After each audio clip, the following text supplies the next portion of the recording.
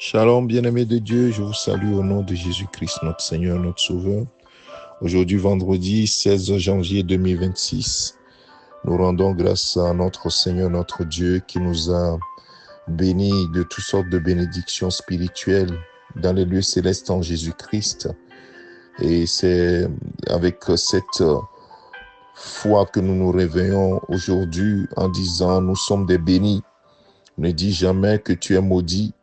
Oui, il peut y avoir des malédictions qui agissent encore sur ta vie, mais il faut que ta foi puisse être active. La foi dit que Jésus-Christ a porté nos malédictions dans son corps sur le bois. Il a été fait malédiction lui-même, afin que toi, tu sois béni de Dieu. Alors proclame la bénédiction sur ta vie et non la malédiction. Bien-aimé de Dieu, la vie et la mort sont au pouvoir de la langue. Oui, c'est pour cela qu'il faut que tu dises les bonnes choses, ce que la Bible dit de toi. Ne dis pas ce que les gens disent, ce que tu constates, mais dis ce que la Bible dit de toi. Tu es béni de toutes sortes de bénédictions spirituelles dans les lieux célestes en Jésus-Christ. Tu es béni. Que le Seigneur te bénisse parce que tu es béni. Amen. Ce matin, nous allons parler de l'amour de Dieu.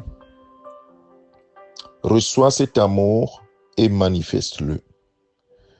Jésus-Christ, dans son enseignement, en a beaucoup parlé. Il a manifesté l'amour lui-même.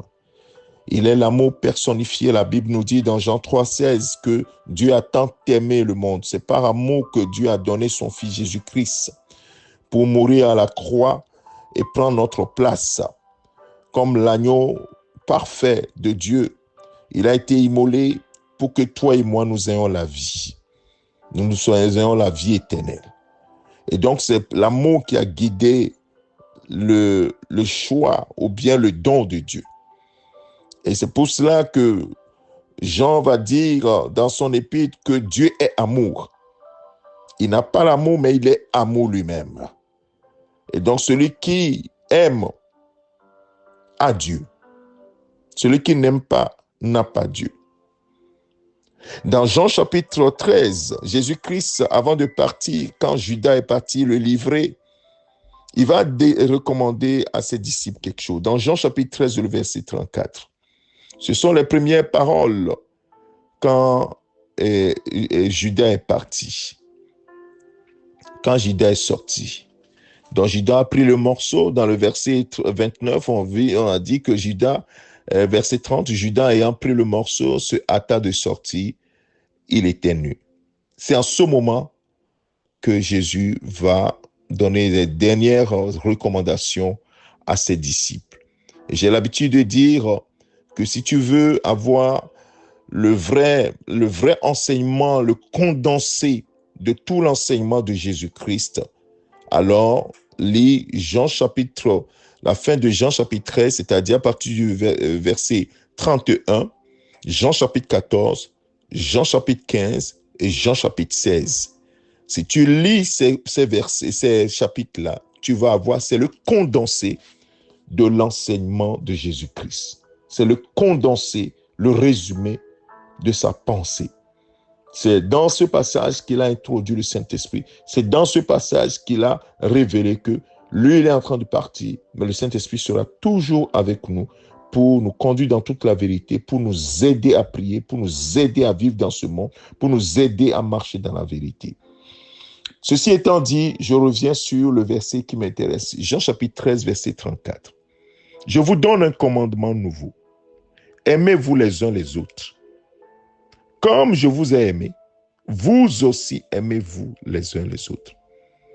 Dieu a aimé le monde qu'il a donné son Fils. Le Fils a aimé le monde parce qu'il a accepté mourir pour que toi et moi nous ayons la vie. Il dit, comme moi je vous ai aimé, vous aussi aimez-vous les uns les autres. Waouh! Je vous donne un commandement nouveau. Ce n'est pas une option, c'est un commandement. Si Jésus est ton Seigneur, alors son commandement est un commandement pour toi. Ce n'est pas un choix qu'il te donne, c'est un commandement. Il dira ailleurs que celui qui m'aime garde mes commandements. Jean chapitre 15, le verset 12, Jésus revient encore dessus. C'est ici mon commandement. Aimez-vous les uns les autres comme je vous ai aimé. Pas comme le monde aime. Le monde aime toujours avec intérêt. Quand le monde te dit je t'aime, il y a toujours un intérêt derrière. Quand il n'y a plus d'intérêt, il n'y a plus d'amour. Mais l'amour dont on parle ici, c'est un amour désintéressé. Jésus n'a pas demandé quoi que ce soit à qui que ce soit. Il s'est livré lui-même. La Bible dit que quand nous étions encore des païens, des gens sans Dieu, sans espoir, Christ est venu mourir pour nous. S'il avait fait, après que nous ayons fait de bonnes choses, alors les gens diraient que ce n'est pas mes œuvres qu'il est mort pour moi. Non, il est mort quand nous étions encore dans le péché, pour montrer la grâce de son acte, c'est-à-dire une faveur que nous ne méritons pas. Oui, c'est pour cela qu'il a dit à ses disciples, aimez-vous les uns les autres. C'est un commandement. C'est un véritable commandement. Et il va dire, comme je vous ai aimé, comment lui, il a aimé? Il le décrit. Il n'y a pas de plus grand amour que de donner sa vie pour ses amis. Et c'est ce qu'il a fait. Il a donné sa vie pour toi et moi. C'est la preuve de son amour, cet amour inconditionnel, cet amour désintéressé. Il dit, vous aussi, aimez-vous les uns les autres de cette manière. L'amour qui nous pousse à nous sacrifier pour nos frères, nos sœurs. Sacrifice pas aller sur la croix, mais le sacrifice du temps. Le sacrifice même des biens que nous faisons en faveur de nos frères, de nos sœurs, dont nous disons, nous t'aimons de l'amour de Christ. Je t'aime de l'amour de Christ. Bien-aimé de Dieu, l'amour, ce n'est pas dans la bouche. L'amour, c'est des actes. C'est des actes qu'on pose. C'est un acte que Jésus a posé pour démontrer son amour pour l'humanité. Et l'apôtre Pierre, qui a été au bénéfice direct de cet amour, il était avec Jésus-Christ. Et quand il disait, Jésus, je t'aime, je ne t'abandonnerai jamais, ceci ou cela, quand Jésus a été arrêté, Pierre a fui. Il a abandonné. Mais Jésus, lui, ne l'a pas abandonné. Jésus est revenu vers Pierre et dit, est-ce que tu m'aimes? Pierre était confus. Oui, parce que notre amour propre ne peut pas accomplir ce que Jésus est en train de dire. Tu comprends, mon frère, ma soeur? Ton amour de la chair ne peut pas aimer comme Jésus dit. Ça veut dire que c'est lui-même qui doit te donner son amour. Lui-même, il est amour. Et donc, s'il n'est pas présent, s'il n'est pas, il ne prend pas toute la place, tu ne peux pas aimer comme il a aimé. C'est impossible. Les disciples en ont fait les frais. Et c'est pour cela que Pierre, quand il va écrire son épître dans 1 Pierre chapitre 1, le verset 22, Pierre va dire quelque chose. Ayant purifié vos âmes en obéissant à la vérité. Tout commence par l'obéissance de la vérité. Pour avoir un amour fraternel sincère. Aimez-vous ardemment les uns les autres de tout votre cœur. Il sait ce qu'il dit, Pierre. Il sait ce qu'il dit.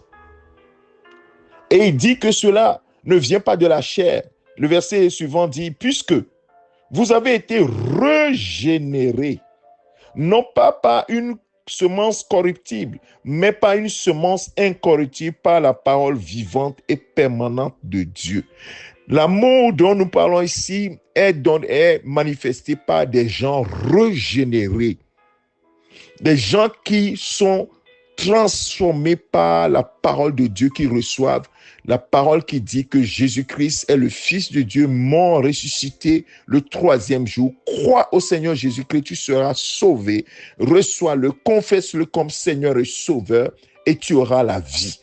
C'est cette vie qui est communiquée à notre cœur, qui change notre cœur, dont la Bible dit que la personne est née de nouveau. Les choses anciennes sont passées, toutes choses deviennent nouvelles. Toutes les autres choses deviennent nouvelles. C'est un cœur régénéré qui peut aimer d'un amour sincère, sans intérêt aucun. Et cet amour-là vient de Dieu lui-même. Dans Romains chapitre 5, verset 5, l'apôtre Paul, qui a été au bénéfice de cet amour, de cette grâce, dit dans Romains chapitre 5, verset 5. Je cite souvent ce verset, ce verset, et je vais te le lire ce matin. Romains chapitre 5, verset 5. Or, l'espérance ne trompe point, parce que l'amour de Dieu est répandu dans nos cœurs par le Saint-Esprit qui nous a été donné. Ah, donc c'est le Saint-Esprit qui manifeste cet amour sans intérêt, cet amour sincère, ne vient pas de ta chair, ne vient pas des sentiments. On ne parle pas des sentiments ici. Souvent, les gens confondent l'amour avec les sentiments. Ce n'est pas les sentiments, frère. L'amour dont on parle ici, c'est l'amour qui est l'obéissance. C'est un commandement. Et un commandement, on obéit au commandement. Ce n'est pas une question de je ressens ou je ne ressens pas. On obéit au commandement. Donc, c'est un cœur régénéré qui obéit au commandement de Dieu. Dans la prophétie d'Ézéchiel, Dieu l'a dit d'avance. Il dit, pour que vous puissiez obéir à mes commandements, je vais vous donner un cœur nouveau. Pas le cœur de pierre que vous aviez avant. Un cœur nouveau.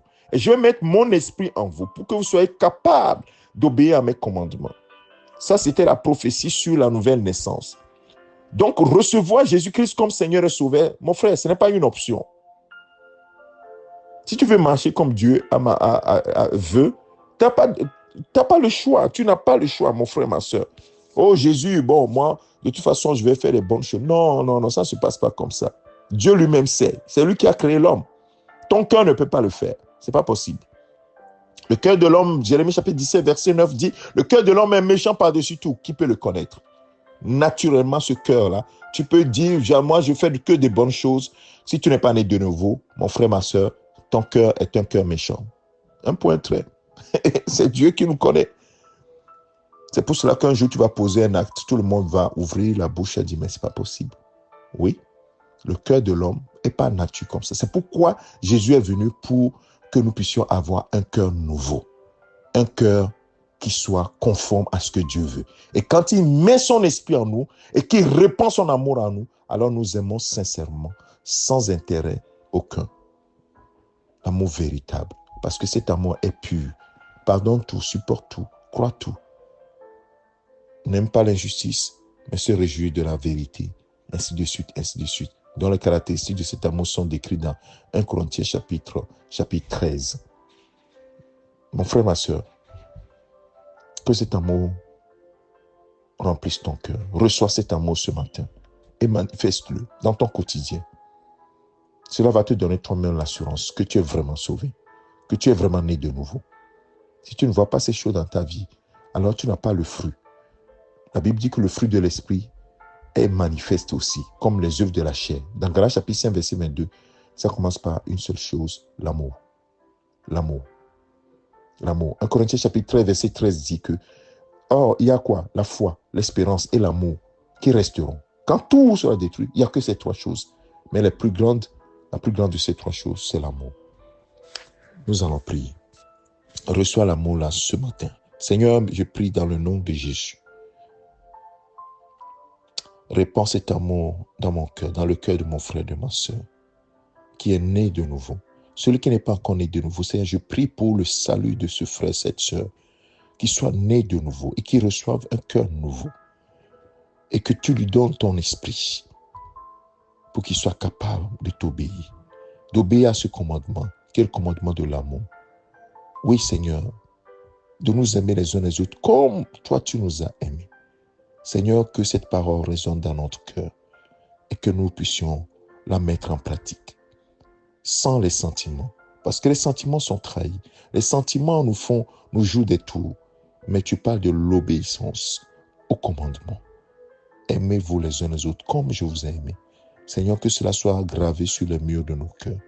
Bénis ta parole dans nos cœurs et donne-nous, Seigneur, de pouvoir marcher dans cet amour. Que toute la gloire te revienne, Père. C'est au nom de ton Fils Jésus-Christ que nous avons prié et nous recevons cet amour. Nous marchons selon cet amour. Amen. Que le Seigneur te bénisse, mon frère, ma soeur. Médite ces paroles et marche dans l'amour. Parce que Jésus est amour, Dieu est amour. Amen. Excellente journée. C'est ton serviteur, le pasteur Alexandre.